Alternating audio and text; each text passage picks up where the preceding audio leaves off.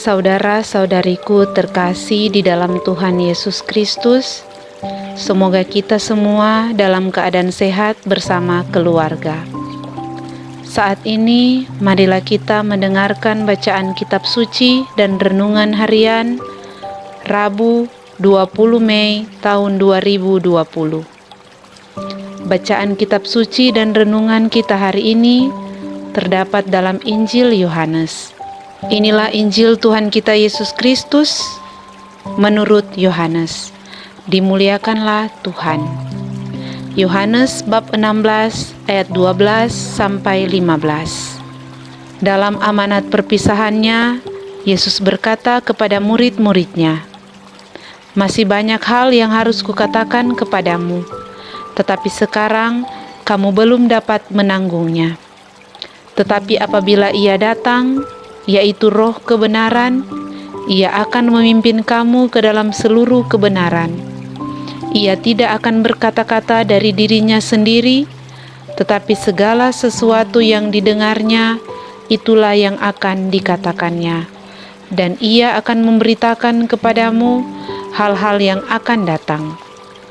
Ia akan memuliakan Aku, sebab Ia akan memberitakan kepadamu apa yang diterimanya daripadaku. Segala sesuatu yang Bapa punya adalah kepunyaanku.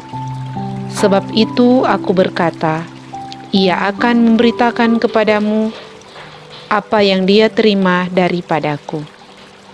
Demikianlah Injil Tuhan. Terpujilah Kristus.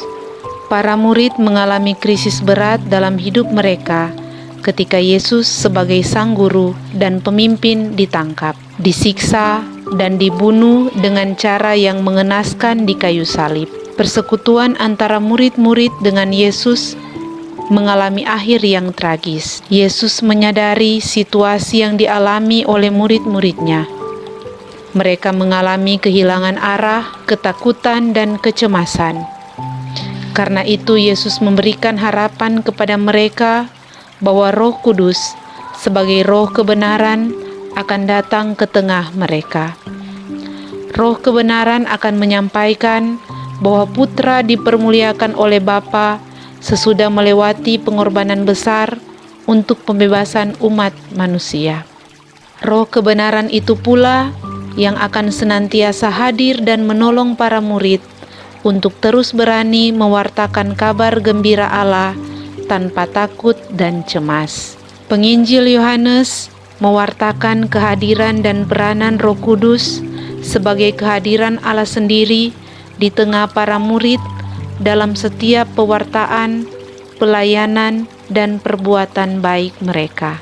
Dengan bantuan Roh Kudus, relasi kita dengan Allah lewat Yesus dibaharui dan dikuatkan. Kehadiran Roh Kudus memberikan kita harapan dan terang serta kekuatan baru lagi pada saat arah menjadi kabur, tujuan tidak jelas, bahkan hati diliputi ketakutan dan kecemasan akibat ego yang membelenggu.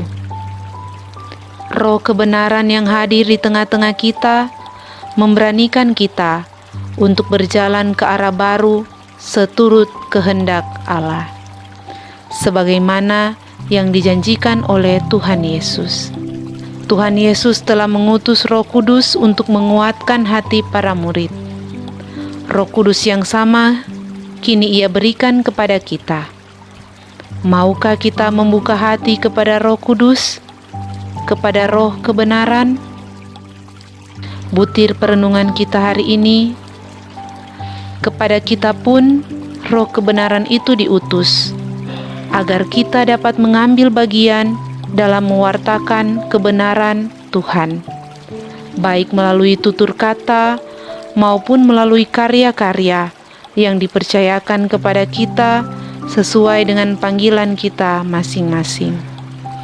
Oleh karena itu, perlulah kita membiasakan diri untuk membaca kitab suci, merenungkannya, dan berdoa. Karena dengan demikian, maka kita pun akan semakin terarah dan peka mengalami kehadiran Roh Tuhan yang memimpin kita masuk ke dalam kebenaran.